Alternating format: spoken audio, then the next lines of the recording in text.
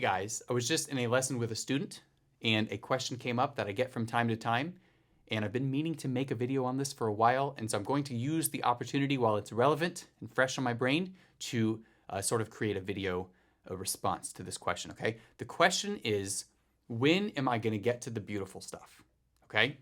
And so this is in the context of an adult beginner who is working through one of the earlier level classical books. And so all of the music in the book can be taken seriously, and I want it to be taken seriously, even though ultimately we're going to move on to bigger and better things. And so if you know me, if you've watched this channel, you'll know that I'm really not a fan of running before you can walk, okay? And the reason I'm not, as in like jumping to really hard pieces before you're ready. The reason I'm not a fan of this is because a lot of the people that attempt to run before they walk never really run. They look like they're running, but they're not actually running, okay? And by that, I mean effectively playing the music that you ultimately want to play, okay? So here is what I have observed to give you a response to this question. Here's what I've observed over the years of when am I going to get to the beautiful stuff, okay? So it's when you realize the beauty in what you're currently doing that you will get to the beautiful stuff. And the more you don't really realize the beauty in what you're currently doing, or you don't know how to find the beauty in what you're currently working on, the farther off the real beauty will seem, okay? And so what I mean by that is students who learn to uncover the rhythm and the notes and the beauty in the phrasing and you know, whatever, they realize the potential of the music at hand. These students will experience beauty the entire way. And they'll sound beautiful. They'll sound good the entire way. They'll sound like they know what they're doing right from the beginning level. I see it all the time. I try to encourage it. I try to bring it out in students because I know, first of all, these students are going to go far, but second, they're going to enjoy the journey the whole time, okay? And I compare this to the group who would prefer to just like not realize the beauty in what they're currently doing because what they want down the road is what's really interesting them. And so they're just not really doing that great of a job on pieces or whatever until they get to what they would like to get to, okay? And the problem with this is that when you get there, are you going to sound beautiful, okay? Let's say you want to learn Fur-Elise, okay? Everyone thinks Fur-Elise is a beginner piece. It's really not a beginner piece, more of an intermediate piece, especially the second, third section, right? You can't really jump right into that. And so if you attempt to jump right into that, you're not really going to sound super beautiful. It's not going to speak to you in the same way that it would if you were finding the beauty in all of these pieces all the way up.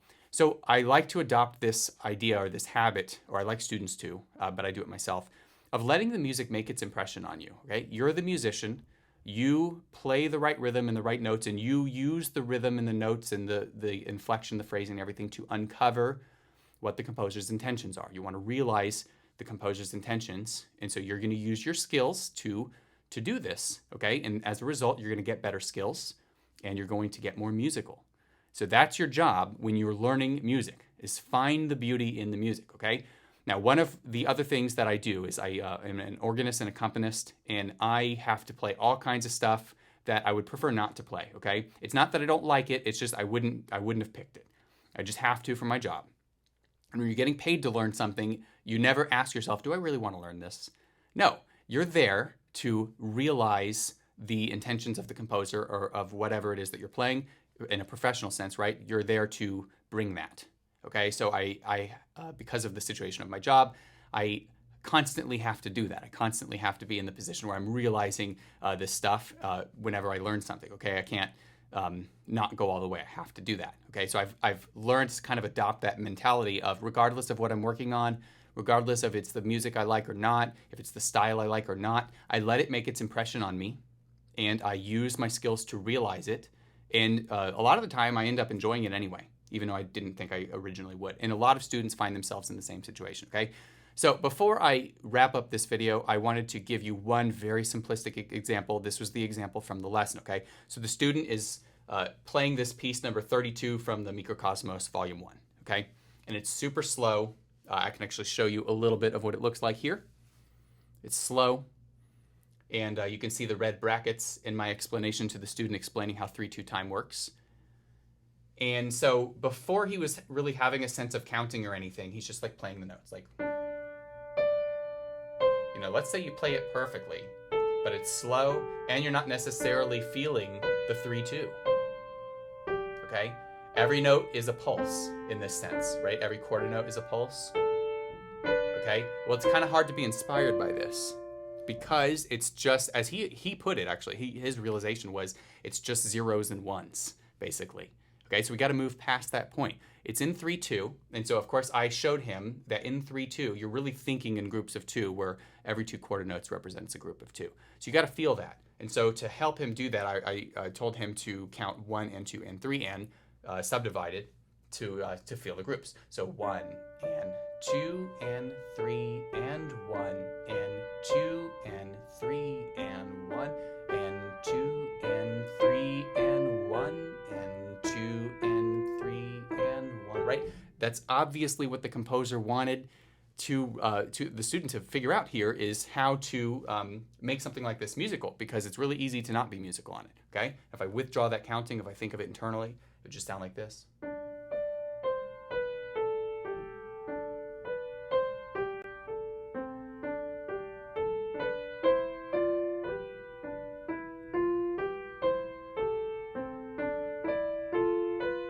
Okay, you get the idea, right? I know it's not like the most interesting piece or whatever ever, but there's a big difference. Oops, wrong view. There's a big difference between like playing notes and rhythms, generally speaking, and uncovering the music and actually finding the music, okay? So to summarize things, the students that do well over time are the ones that learn to find that musical essence, find what the composer is really trying to say, find the art in what they're doing from an early point, okay? And they'll sound good the whole way, they'll enjoy their journey the whole way, and they'll do well, you know? And we want to discourage the ignoring of all of these elements until we get to the more interesting stuff, because then we're going to have a hard time actually uncovering these things. And so that's my message: is find the beauty in where you're at, and you'll see what you're meant to see, and the beauty off in the distance will be a lot more attainable. So don't worry about the beauty that's off in the distance. Basically, worry about where you're at and make it beautiful, and basically realize what is at hand. Anyway, hope that makes some sense. Hope it's not too ambiguous. And I'll see you in the next one.